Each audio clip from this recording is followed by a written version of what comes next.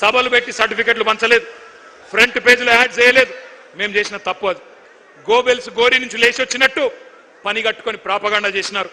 అపనిందలు అబద్ధాలతోని ఒక విద్వేషం మీ మనసు నిండా నూరిపోసినారు. కేసీఆర్ కేటీఆర్ ఉద్యోగాలు ఊడగొడితే మీకు ఉద్యోగాలు వస్తాయని చెప్పి మరి గాంధీ భవన్లో దూరిన గాడ్సేలు రెచ్చగొట్టారు. సరే, ఎన్నికల్లో గెలుపోవటంలో సహజం, మేము ఓడిపోయినాం. కానీ నేను అడుగుతా ఉన్నా ఇక్కడికి వచ్చిన మీ అందరినీ, వచ్చినాయా మరి ఉద్యోగాలు? 2 లక్షల ఉద్యోగాలు వచ్చినాయా? ఉసిగొల్పిన మేధావులు, నేను వారి పేరు తీసుకోను, ఉసిగొల్పిన మేధావులు వాళ్ళు ఉద్యోగాలు సంపాదించుకున్నారు. ఇప్పుడు ఉలకట్లేదు, పలకట్లేదు, కనీసం మీ వైపు చూడట్లేదు.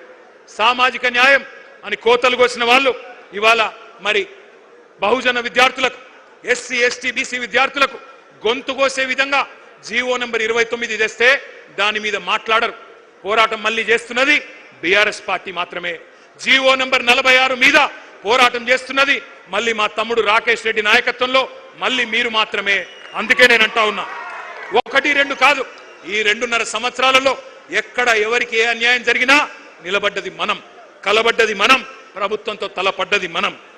బడుగు బలహీన వర్గాల విద్యార్థులకు సంబంధించిన ఫీజు రీయింబర్స్మెంట్ ఎలక్షన్లకు ముందు ఏం చెప్పిండు రేవంత్ రెడ్డి? 5 లక్షల విద్యా భరోసా కార్డు ఇస్తా అన్నాడు. ఫీజు రీయింబర్స్మెంట్ అవసరమే లేదు, తల్లిదండ్రులకు బాధనే ఉండదు, 5 లక్షల క్రెడిట్ కార్డు ఇస్తా అన్నాడు. మరి వాళ్ళ నేను అడుగుతా ఉన్నా, వస్తుందా ఫీజు రీయింబర్స్మెంట్? వస్తున్నదా? 12,000 కోట్ల రూపాయలు బకాయిలు పడ్డారు. మరి విద్యార్థులు అడిగితే వాళ్ళ మీద కేసులు, కాలేజీలు అడిగితే వాళ్ళ మీద కేసులు. ఇక కొత్త డైలాగ్ ఒకటి నేర్చుకున్నాడు రేవంత్ రెడ్డి. పాఠాలట ఇప్పుడు ఇంగ్లీష్లో తెలుగులో చెప్పొద్దట, పాఠాలు జర్మన్లో చెప్పాలన్నట, జపనీస్ భాష నేర్పియాలన్నట, కొరియన్ భాష నేర్పియాలన్నట, కొరియన్ భాష నేర్పియాలన్నట. నేను రేవంత్ రెడ్డికి చెప్తున్నా, అరే నువ్వు తెలుగు నేర్చుకోరా నాయన, ముందు తెలుగు నేర్చుకో, హిందీ నేర్చుకో, ఇంగ్లీష్ నేర్చుకో, నీకు తెలుగులో బూతులు వస్తాయి తప్ప తెలుగు రాదు నీకు. అందుకే నేను అంటున్నా కొరియన్ భాష, జపాన్ భాష.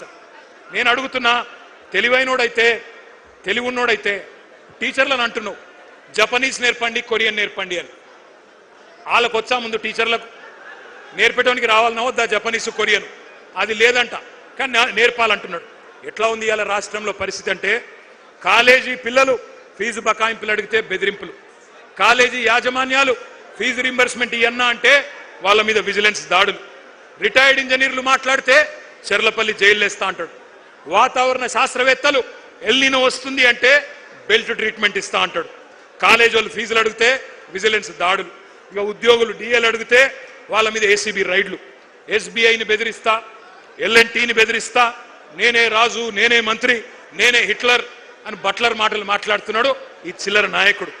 ఒక ముఖ్యమంత్రిలా కాదు, ఒక రౌడీ షీటర్లా, గూండాలాగా ఇవాళ వ్యవహారం నడుస్తూ ఉన్నది. ఈ మధ్యకాలంలో ఒకరోజు మేమందరం అసెంబ్లీలో ఉన్నాం, నేను, మా సుధీర్ రెడ్డి గారు, సబితమ్మ, తలసాని గారు అందరం ఉంటే, రాజీవ్ యువ వికాసం అని చెప్పి ఒక స్కీమ్ చేస్తున్నాం, అద్భుతాలు చేస్తామన్నారు. నేను అడుగుతా ఉన్నా, ఇవాళ ఉన్నదా రాజీవ్ యువ వికాసం? వచ్చిందా ఎవరికైనా రూపాయి కనీసం? యువ వికాసం లేదు, అంతా విలాపమే. రాష్ట్రంలో రేవంత్ రెడ్డి బ్రదర్స్ మాత్రమే విలాసవంతంగా ఉన్నారు, యువత మొత్తం విలపిస్తున్నది. ఇక సర్కారు ఉద్యోగాలు పక్కకు పెడితే ప్రైవేట్ ఉద్యోగాలను కూడా అటకెక్కిచ్చిండు, వాటిని కూడా నాశనం చేస్తూ ఉన్నాడు. కానీ వాళ్ళ నేను గర్వంగా ఒక విషయం మీతో పంచుకోవాలి, గర్వంగా పంచుకోవాలి. మనం ఆనాడు ప్రభుత్వంలో ఉన్నప్పుడు 10 ఏళ్లలో కష్టపడి పనిచేసినాం కాబట్టే ప్రైవేట్ రంగంలో 26 లక్షల కొలువులు సృష్టించినాం.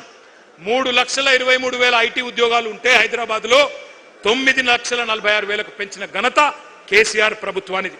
ఇది జాబుల జాతర అంటే.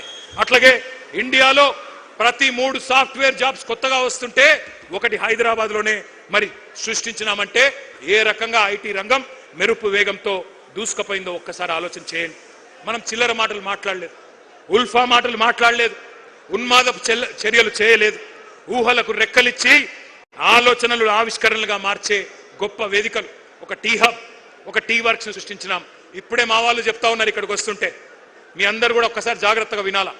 టీ హబ్లో పురుడు పోసుకున్న ఒక కంపెనీ, దాని పేరు స్కై రూట్. భారతదేశానికి స్వాతంత్రం వచ్చి 79 ఏళ్ళైంది. ఇవాళ ఆ కంపెనీ స్కై రూట్ అనే కంపెనీ ప్రపంచ చరిత్రలో కాదు, భారతదేశ చరిత్రలో మొట్టమొదటిసారిగా ఒక ప్రైవేట్ రాకెట్ ను అంతరిక్షంలోకి పంపిన కంపెనీ మన టీ హబ్ నుంచి వచ్చింది. ఇవాళ ఉదయమే ఆ కార్యక్రమం జరిగింది.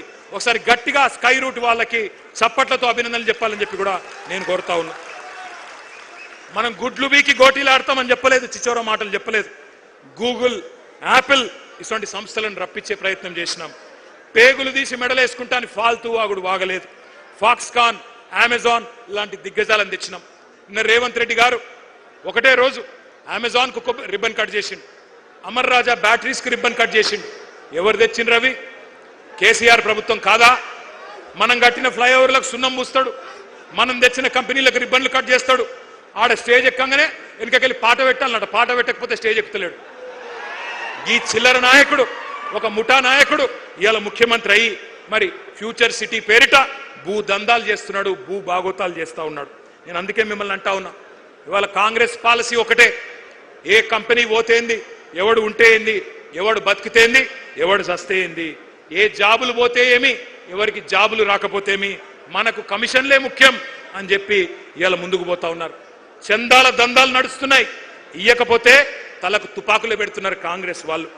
హిల్ట్ అని ఒక పాలసీ తెచ్చినారు. HILT, Hyderabad industrial land transformation policy.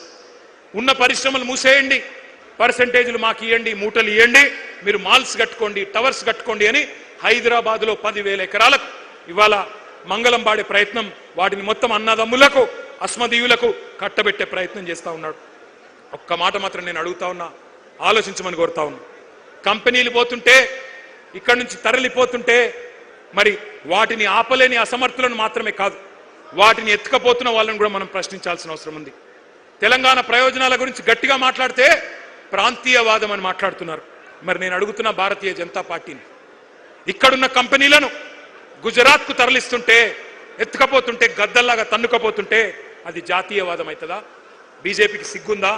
ఇక్కడి కంపెనీలు ఆ రోజు కేసీఆర్ గారి కష్టంతో వచ్చిన ఒక కేన్స్ పరిశ్రమ, ఒక మైక్రాన్ పరిశ్రమ, వీటిని గుజరాత్కు గద్దల్లాగా మోడీ గారు తన్నుకపోతే అది ప్రాంతీయవాదం అవుతుందా, జాతీయవాదం అవుతుందా? ఆలోచించండి. ఎంత అవకాశవాది భారతీయ జనతా పార్టీయో ఒక్కసారి ఆలోచించండి. మాకు తెలుసు మీ కష్టం. డిగ్రీలు చేతబట్టుకొని పట్టభద్రులు పట్టణంలో కొలువు తీరి మీరు కొలువుల కోసం ఎంత కష్టపడుతున్నారో మాకు తెలుసు. ఇరికిరికి రూములలో 5-6, 10 మంది ఒక దగ్గర ఉంటూ సర్దుకపోతూ కిరాయిలు కట్టడానికి మీరు పడే కష్టాలు కూడా మాకు తెలుసు.